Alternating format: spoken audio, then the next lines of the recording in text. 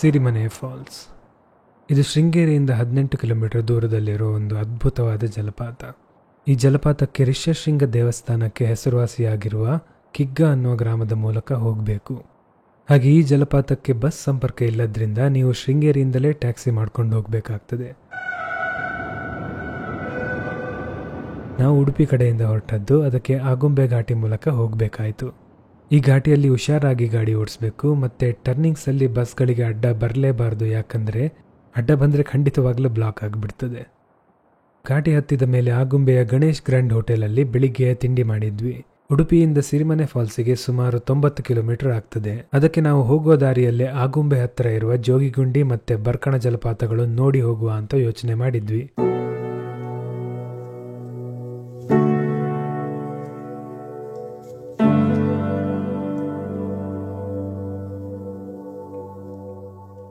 ಆದರೆ check point ಹತ್ರ ಹೋಗಿ ನೋಡಿದ್ರೆ ಜಲಪಾತಕ್ಕೆ ತಾತ್ಕಾಲಿಕವಾಗಿ ಪ್ರವೇಶ ನಿಲ್ಲಿಸಿದೆ ಅಂತ ಅಲ್ಲಿಯ ಮಾಹಿತಿ ಕೇಂದ್ರದವರು ತಿಳಿಸಿದ್ರು. ಪ್ರವೇಶ ನಿಲ್ಲಿಸಿದ ಕಾರಣ ಏನಂದ್ರೆ, ಜುಲೈ ತಿಂಗಳಲ್ಲಿ ಇಲ್ಲಿ 2 ವಾರ ತುಂಬಾ ಜೋರಾಗಿ ಮಳೆ ಹೊಡೆದಿದೆ. ಆದ್ರಿಂದ ಹೆಚ್ಚಿನ ಜಲಪಾತಗಳನ್ನು ಸುರಕ್ಷತೆಯ ಕಾರಣದಿಂದ ಬಂದ್ ಮಾಡಿದ್ರು. ಅದಕ್ಕೆ ಇದರ ನಂತರ ನಾವು ಸೀದಾ ಸಿರಿಮನೆ ಫಾಲ್ಸ್ ಕಡೆಗೆ ಹೊರಟ್ವಿ.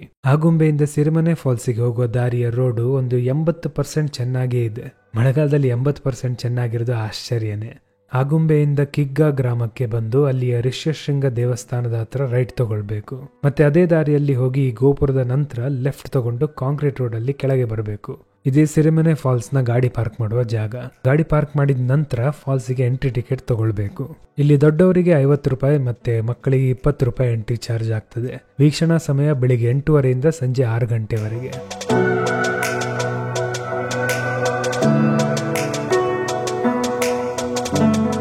ಸೊ ಜುಲೈ ತಿಂಗಳಲ್ಲಿ ಅದ್ಭುತವಾದ ಜಲಪಾತ ಯಾವ ರೀತಿ ಕಾಣ್ತದೆ ನೋಡಿ.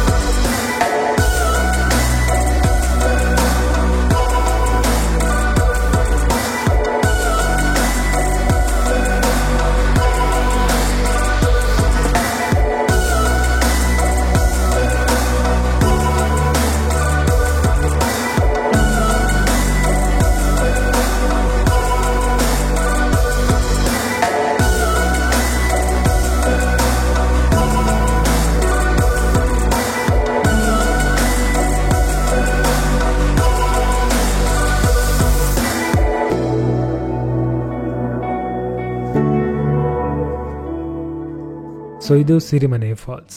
ಇಲ್ಲಿ ಸಮಯ ಹೋಗುವುದೇ ಗೊತ್ತಾಗೋದಿಲ್ಲ, ಯಾಕಂದ್ರೆ ಗಾಳಿ, ಮಳೆ, ಜಲಪಾತದ ಶಬ್ದ, ಪ್ರಕೃತಿಯ ಸೌಂದರ್ಯ ಇದೆಲ್ಲ ಮನಸ್ಸಿಗೆ ತೃಪ್ತಿ ತರ್ತದೆ.